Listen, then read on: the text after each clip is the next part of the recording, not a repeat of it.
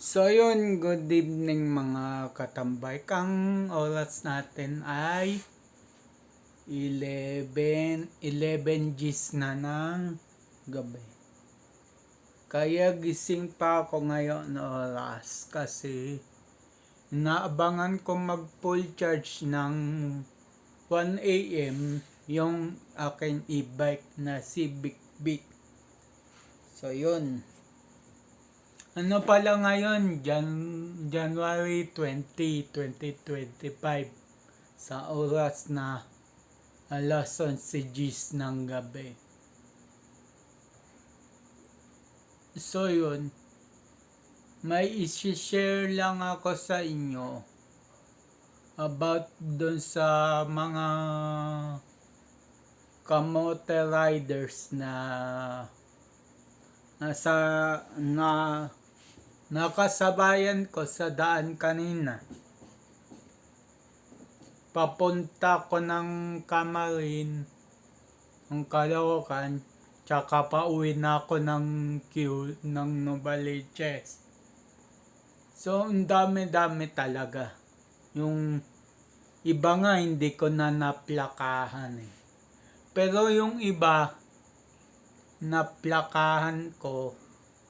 At yung vlog ko kanina, update sa Caloocan, doon ko po sinabi yung plate number ng hindi naman nakabangga. Kumbaga, pininahan ako. Yun, pininahan ako. Pa southbound siya. Ako pa northbound.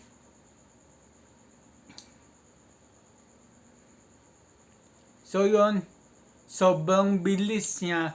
Siguro nasa 30 to 50 takbo niya na pinahan ako. So, kamunti ka na yung plus, yung trapal ni Big Pic. So yun.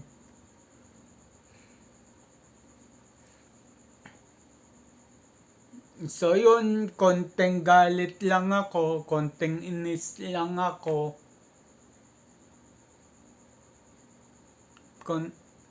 Konting asal lang ako. Pero, tinigil ko na. Sabi ko, sa isip-isip ko, tama nga naman. Ano bang magagawa ng inis ko? So yun, mga nasa 30 minutes akong mainit ang ulo. And then, nawala na lang. Tapos, eto yung pagbalik ko, paliko na ako, palabas na ako sa Barte Road, palabas na ako. Galing kasi ko ng Silito. Palabas na ako sa Barte Road, nakaliko na ako, nakalabas na ako. Gigilid ako doon sa gilid na gilid kasi papasok naman ako ng Orduha.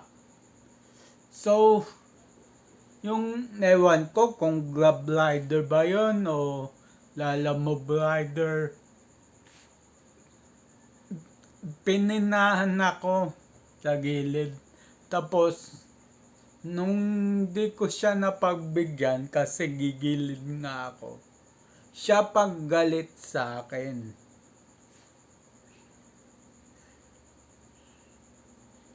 So,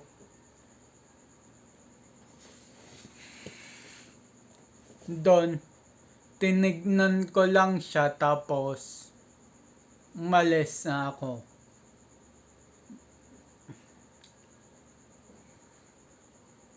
Kumbaga, natawa na lang ako. Hindi na ako nainis. Natawa na lang ako sa kanya. Kasi alam nyo ba yung tipong bad trip na bad trip?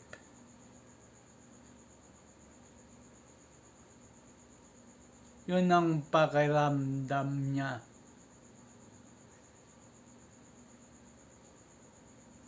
So ako, nakangisi lang ako sa kanya yun.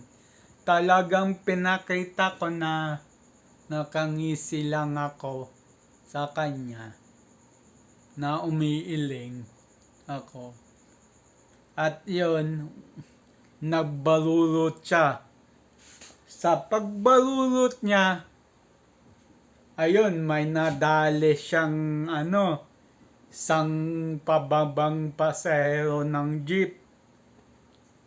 Pagkabalulot niya, sakto, pababa yung pasahero ng jeep, bag, salpok. May nadali tuloy siya dahil sa asal niya. So, masasabi ko lang dun, ingat-ingat tayo sa daan. Ako man, bagya na inis kanina, pero normal lang yun. Normal lang yun sa mga nagmamaneho, sa mga humahawak na manibela. Normal lang yun pagka sa daan, sa malaking kalsadahan. Hindi naman maiwasan sa isang driver yun. Pero yung inis mo, dapat may limit. Hindi ka aabot sa puntong magmumura ka na, sisigaw ka na.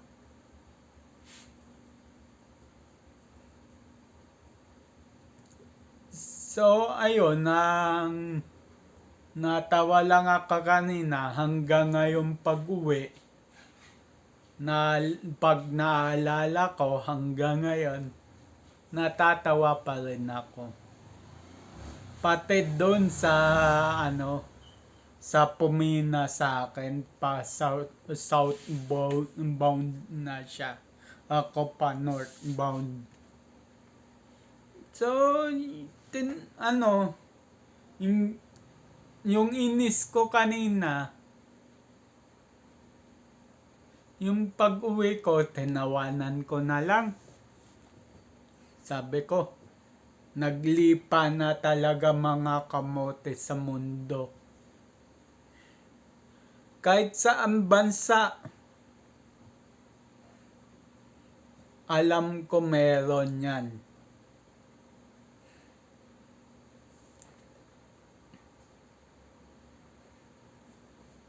So yun, sa mga riders natin dyan, ingat-ingat na lang po tayo, especially sa atin, yung mga naka-e-bike riders.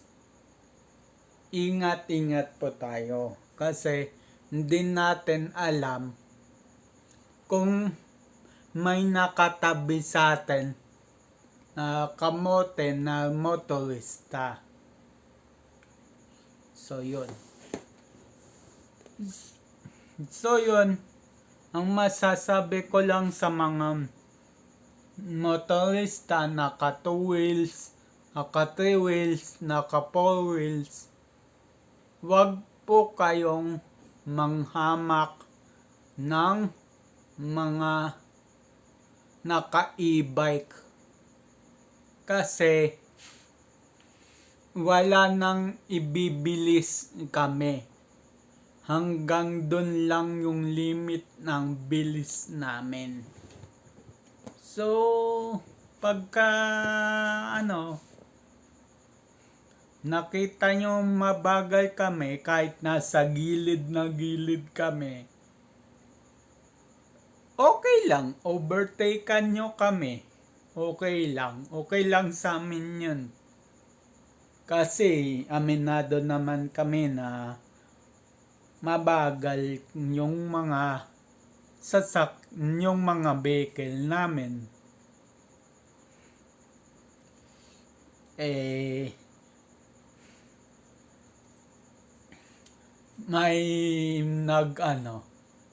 May ito kwento ko lang.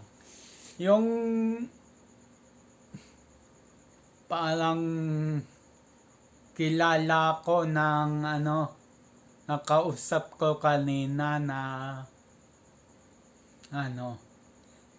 nakausap ko, pero medyo mataas boses niya sa akin Nakausap niya ako kasi ang bagal ko raw magmaneho ng e-bike. Sabi ko, ma'am, natural po yan na mabagal ang e-bike. E-bike kami. Ito, pabirong sabi ko sa kanya, ma'am, subukan ko pong lagyan ng turbo yung e-bike ko kung sakasakali bibilis. Doon, natawa na rin ako sa joke ko na yon, tapos umalis ako. Kumbaga, binigyan ko lang naman ng asal yung babae.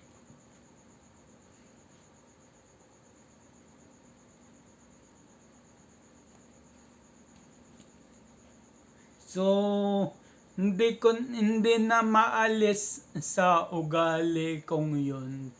Pag ako nagmamaneho, may konting init ng ulo, deep inside, nangangasal na lang. Nang-aasal na lang.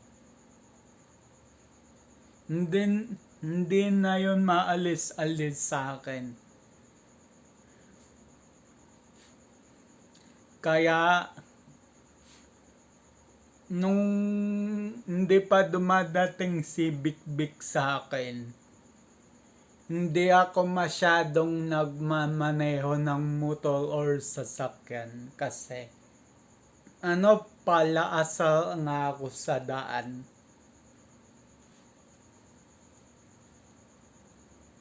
So yun, sa lahat sa atin na naka-e-bike o nagmamaneho ng e-bike, ingat-ingat po tayo sa mga nanghahamak ng mga naka 2 wheels, 3 wheels, 4 wheels. Pati 6 wheels. Yan. Ingat-ingat na lang tayo sa kanila. Be aware. So, yun lang. Salamat.